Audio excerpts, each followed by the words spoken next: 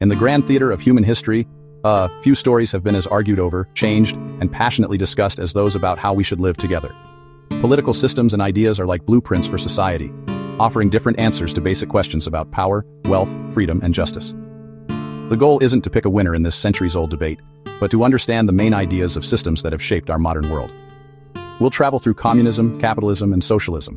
We'll also touch on the nationalistic ideas of Nazism and Zionism, to give ourselves a clearer map to navigate the tricky political landscape. These aren't just big ideas. They've been the engines for revolutions, reasons for wars, and frameworks for everyday life. At its heart, communism is an economic and political idea that calls for a society where everyone owns everything together, and each person works and gets paid based on what they can do and what they need. The idea was created by Karl Marx and Friedrich Engels. They wanted to end the fight between the rich business owners and the working class.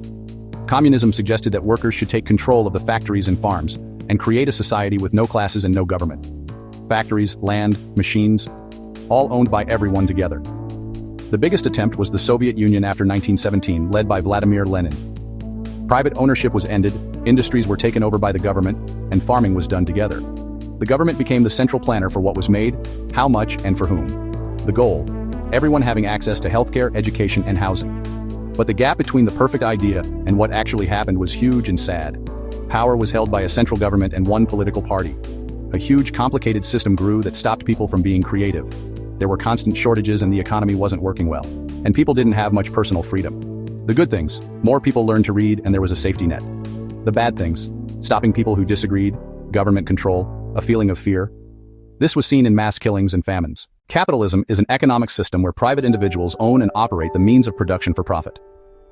Unlike the group ownership in communism, capitalism supports the individual. Entrepreneurs, companies, and private citizens, in a free market, set prices through supply and demand. Adam Smith argued that self-interest, guided by an invisible hand, leads to public good. A competitive environment emerges where innovation is rewarded and efficiency. The rise of the United States is a model of capitalism at work, driven by private ownership, free enterprise, and a culture of entrepreneurship. Unprecedented industrial growth and technological advancement, creating wealth and vast opportunities. Competition drives excellence, continuous improvement, competitive prices, and great variety. High potential and high risks. It can lead to significant economic inequality.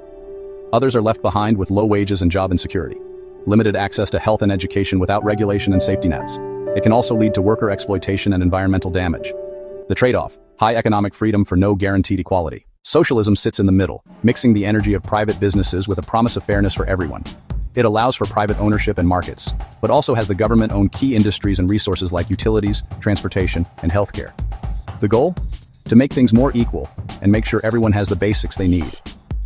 Social democracies are a good example. They have strong capitalist economies, but also a lot of public funding through higher taxes. This means things like universal healthcare, supported education, generous parental leave, and strong unemployment benefits. The government steps in to help, not to take over, and it raises everyone's standard of living. The result? Less money worries and less poverty. But, on the flip side, you have higher taxes and debates about what motivates people to work hard. Critics worry that government-run businesses might not be as efficient, and there might be less competition. Socialism is all about finding a balance, using the market's power to produce things, while also protecting people from its ups and downs. The good things: it's more humane, stable, and fairer. The bad things: high taxes, more red tape, and sometimes less drive. They're often grouped with economic systems, but Nazism and Zionism are nationalisms focused on identity, land, and the state. Nazism, a totalitarian and racist idea that showed up in Germany between 1920 to 1930. It believed in the superiority of the Aryan race, wanted to expand its territory, and was against democracy, communism, and Jewish people. The state used everything to achieve its racist and military goals. The result? A world war and systematic genocide.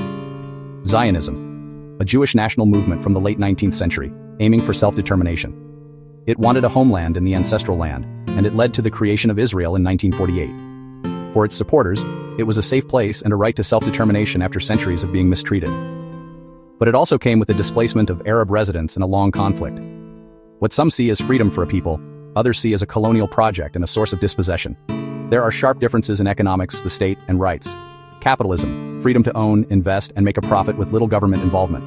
Communism, collective ownership and the state managing the economy. Socialism, a market with lots of regulation and wealth redistribution. Nazism, private ownership was just for show under the totalitarian state's goals.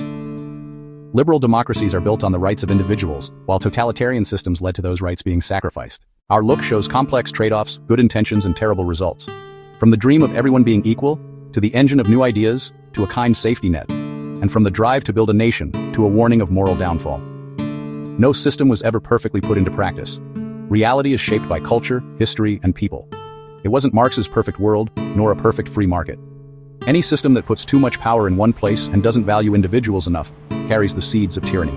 Checks and balances, democratic institutions, a free press, and the rule of law are all very important. Our job isn't to blindly pick a side, but to learn and ask questions. Does the system make people more free? Does it create more chances? Does it help people get along? The most successful societies aren't stuck in one way, but are a balancing act between freedom, safety, new ideas, and fairness. Not a simple judgment, but an appreciation for how complicated things are and raising the level of conversation. With curiosity and respect for the facts, we go beyond slogans and simple pictures, towards a world that is thriving and fair, safe and free. The journey begins with a promise to understand.